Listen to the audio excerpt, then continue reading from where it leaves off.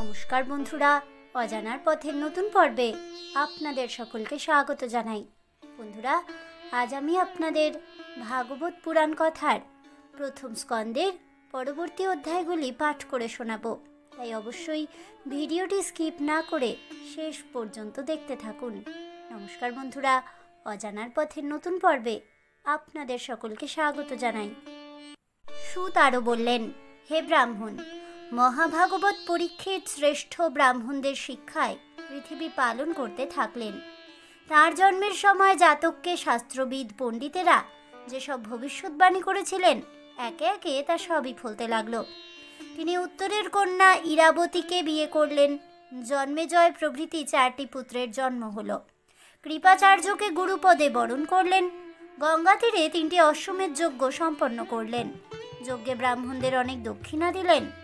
এবার বীর রাজা পরীক্ষিত দিগ্বিজয়ে বের হলেন। কোনো একটি জায়গাতে গৌমিথুনকে পায়ের দ্বারা আঘাত করতে রাজচিহ্নধারী শুভ্রকে দেখলেন। শুভ্ররূপী কলিকে প্রতাপের দ্বারা নিগৃহীত করেছিলেন। শৌনক জানতে চাইলেন, হে সুত, রাজা পরীক্ষিত রাজচিহ্নধারী শুভ্রকে কেবল নিগ্রহ করলেন, কিন্তু বধ করলেন না কেন? সেইকালীন গৃহ যদি বিষ্ণু কথা প্রিয় হয়, তাহলে বিষ্ণুর চরণ কমলের মধুপানকারী সাধুদের কথাকে আশ্রয় করে থাকলে তবে তা ব্যাখ্যা করুন। অন্য অসৎ কথার আর কি প্রয়োজন? সুত বললেন, কুরু জঙ্গলে বাস করার সময় যুদ্ধ নিপুণ দেশে কলি প্রবেশ করছে, এই অপ্রিয় কথা শুনতে পেলেন।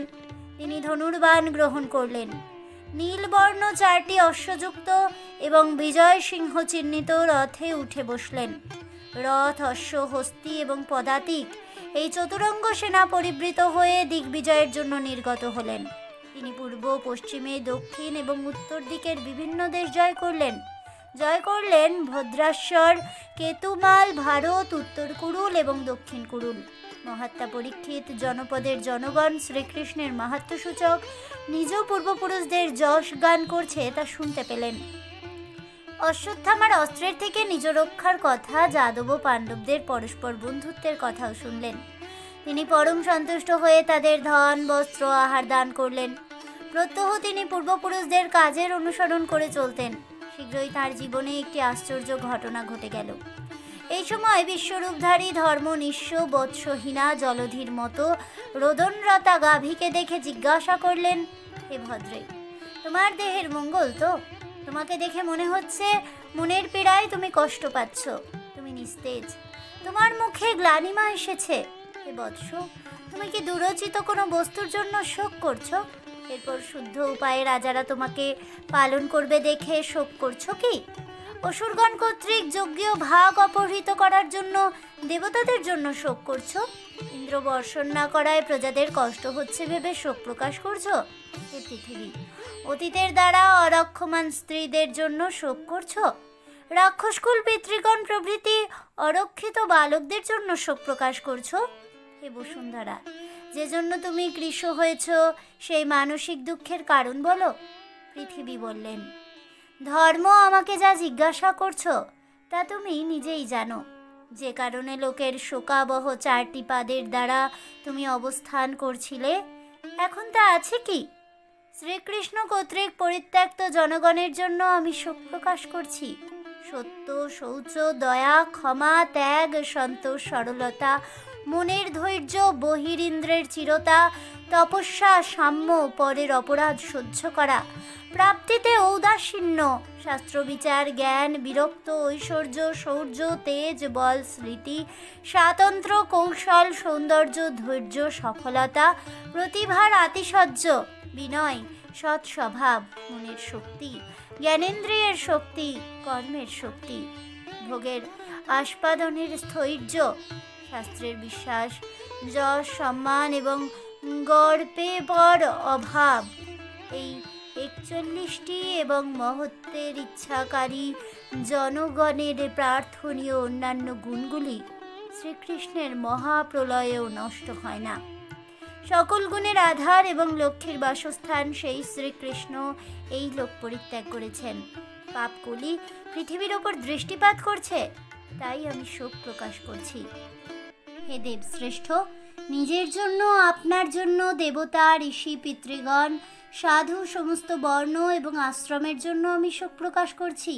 যে স্বতন্ত্র, যে হরি অসুর বংশের শত শত অক্ষয়িনী সৈন্য বিনাশ করেছেন, তিনটি চরণে হীন দুস্থ করিয়ে যদুদের রমণীয় মূর্তি ধারণ করেছেন, প্রেমপূর্বক অবলোকন, মধুর হাসি এবং সুমিষ্ট বাক্যের দ্বারা সত্যভামা প্রমুখ মহিষীদের গর্বের সাথে পুরুষোত্তমের বিরহ সহ্য করে পৃথিবী এবং ধর্ম যখন এই ধরনের কথা বলছিলেন, তখন রাজর্ষি পরীক্ষিত সরস্বতীর কাছে তাদের সামনে এসে উপস্থিত হলেন। সুত বললেন, রাজা পরীক্ষিত সরস্বতীর তীরে একটি শূদ্রকে দেখতে পেলেন।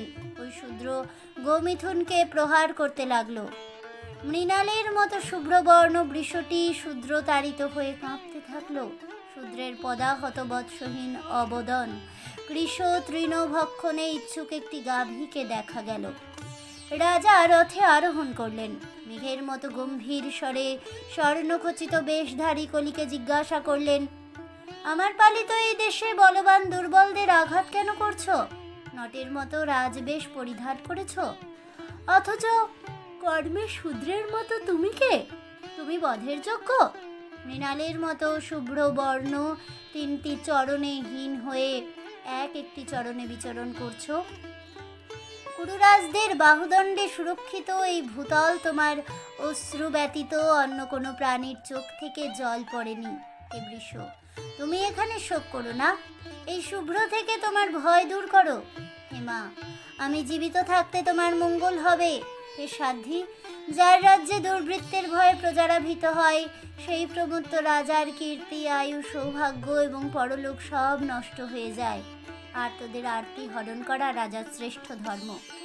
অতএব এই দুর্বৃত্তকে আমি বধ করব। হে বৃষ, তোমার তিনটি পাকে ছেদন করেছে। হে বৃষ, নিরপরাধী তোমার মঙ্গল হোক, পাণ্ডবদের কীর্তি বিনাশ হোক। কে তোমার অঙ্গ ছেদন করেছে তা নিঃসংকোচে আমাকে বলো। নিরপরাধকে যে দুঃখ দেয়, আমি তাকে হত্যা করবই। অসাধুদের দমন করলে সাধুদের মঙ্গল হয়।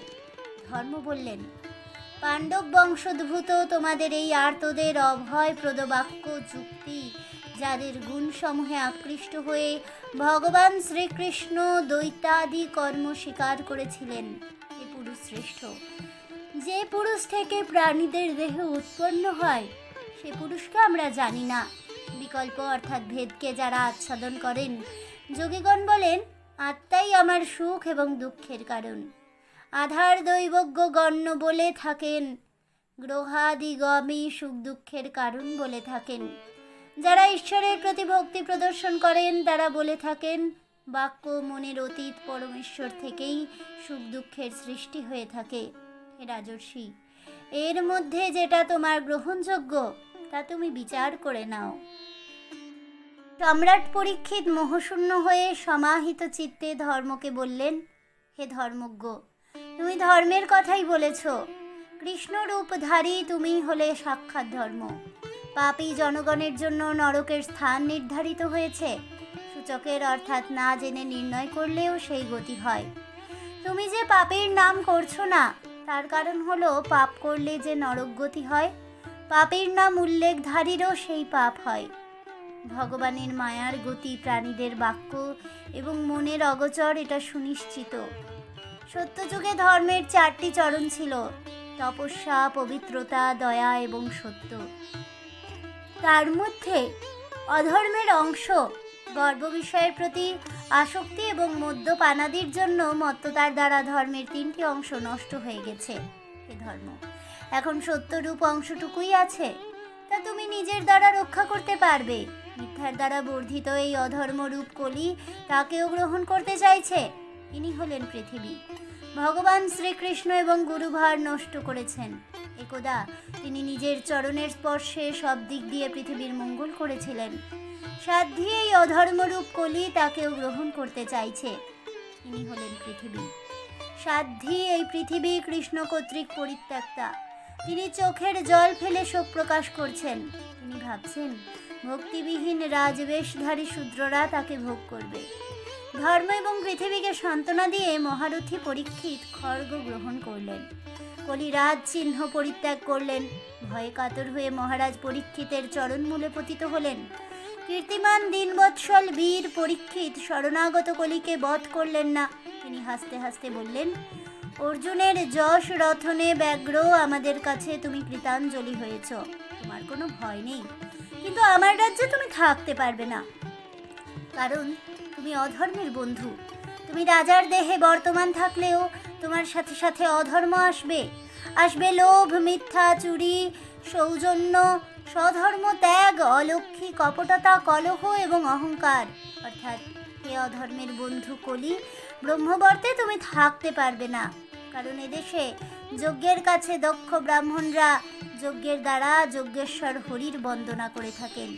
সুত বললেন, পরীক্ষিত এই আদেশ করে বললেন, হে সার্বভৌম, আপনার আদেশে আমি যেখানেই বাস করি সেখানেই ধনুর্বাণধারী আপনাকে আমি দেখতে পাব, কারণ আপনি সমস্ত পৃথিবীর সম্রাট।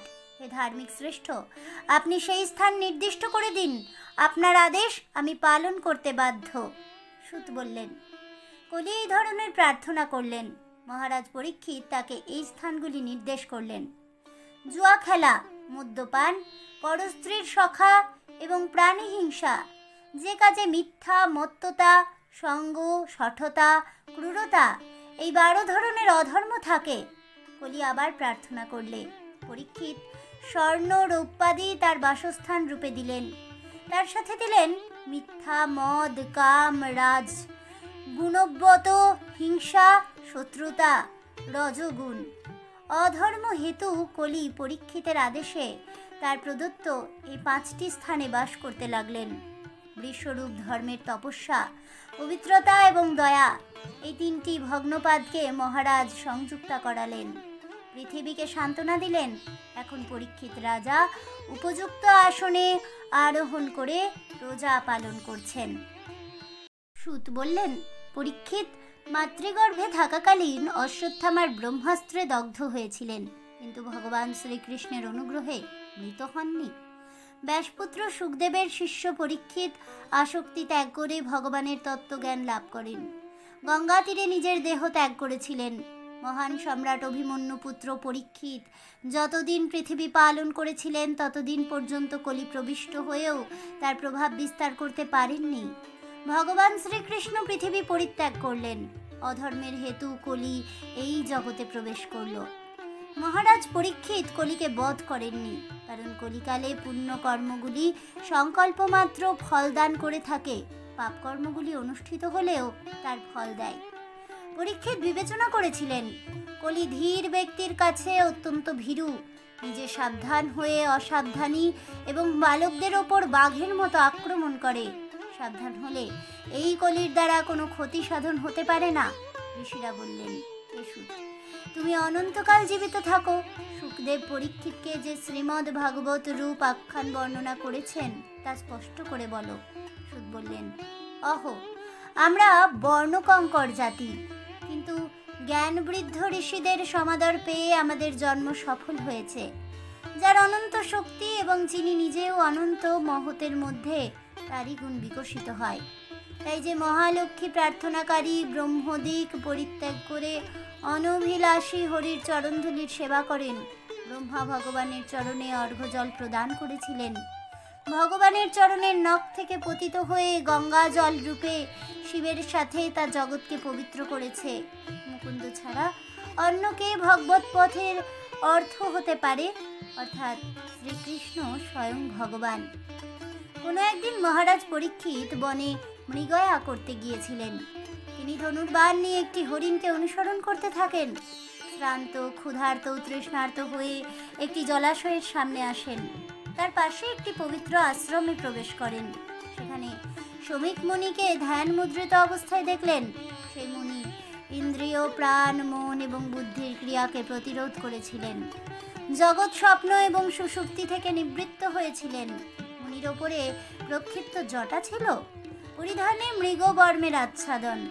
মহারাজ তৃষ্ণায় কাতর হয়ে মুনির কাছেই জল চাইলেন। মুনি সমাধিস্থ থাকায় তার কাছ থেকে কোনো কিছু পাওয়া গেল না। রাজা পরীক্ষিত নিজেকে অপমানিত মনে করলেন। তিনি অত্যন্ত ক্রুদ্ধ হলেন। হে ব্রাহ্মণ, ক্ষুধা এবং তৃষ্ণায় কাতর মহারাজের প্রতি আপনার এরূপ আচরণের অর্থ কি?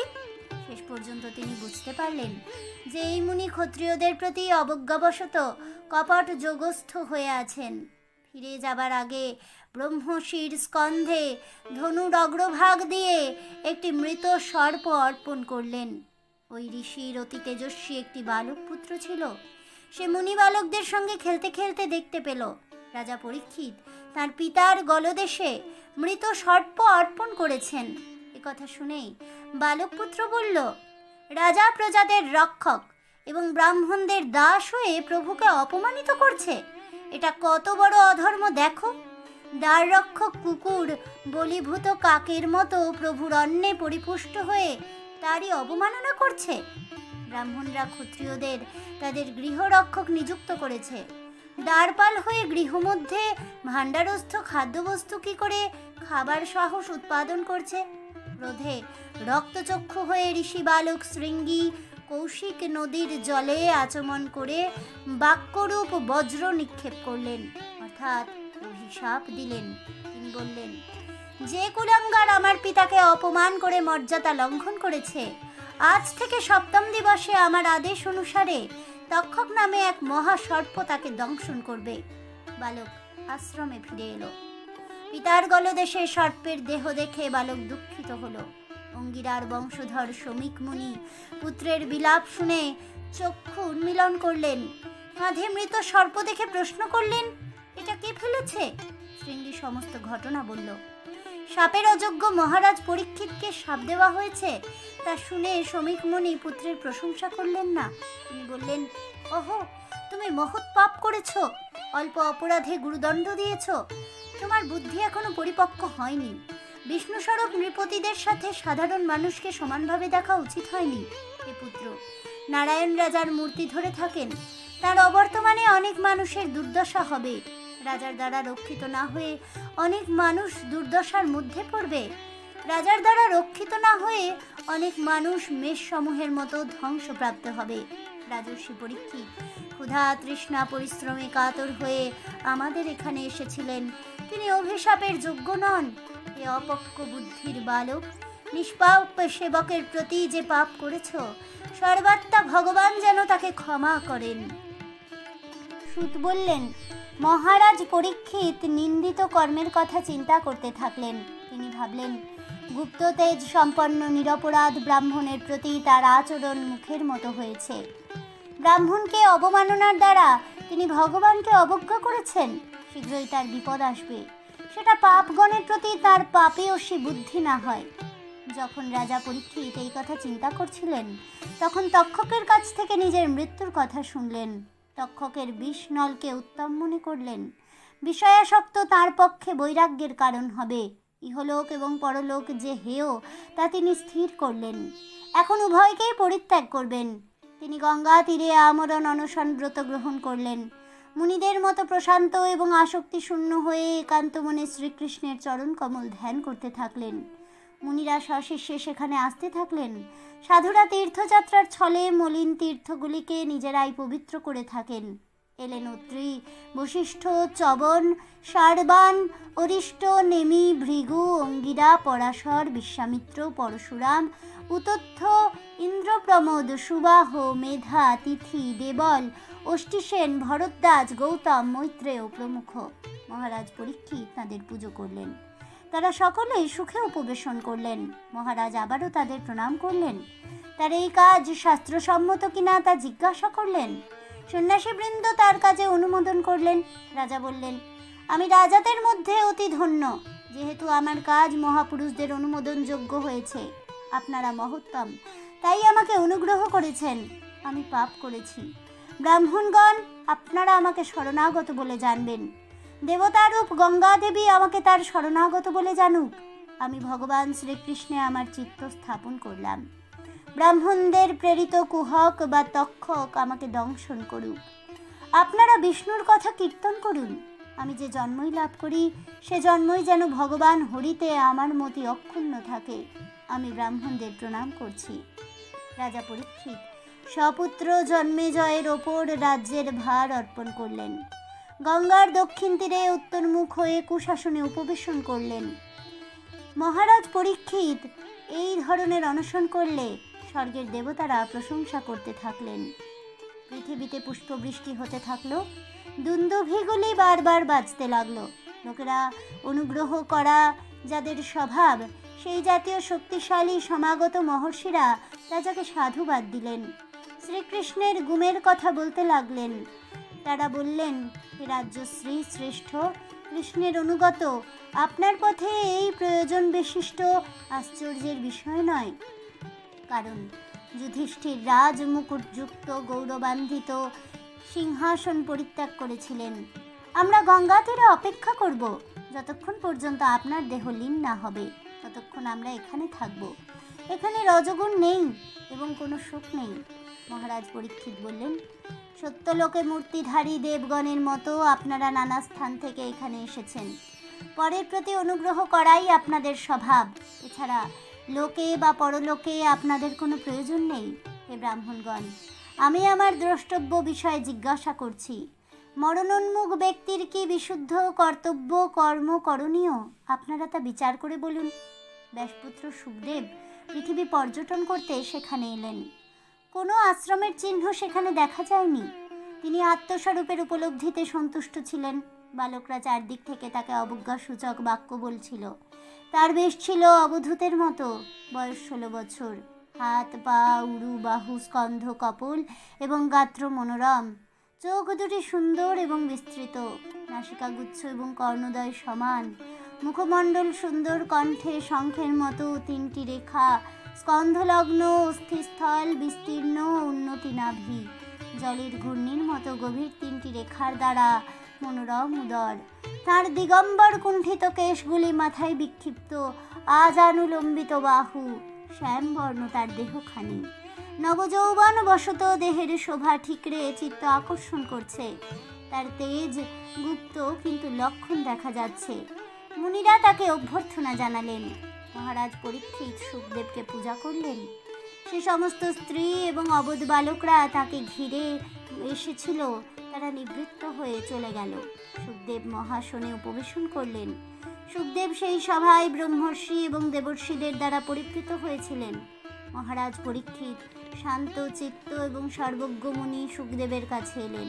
পরীক্ষিত জিজ্ঞাসা করলেন, হে ব্রাহ্মণ, ক্ষত্রিয় ধর্ম আমি আজ মহর্ষি হবার অধিকারী হলাম। আমার কি সৌভাগ্য, আপনি কৃপা করে অতিথি হিসেবে আমাকে পবিত্র করলেন।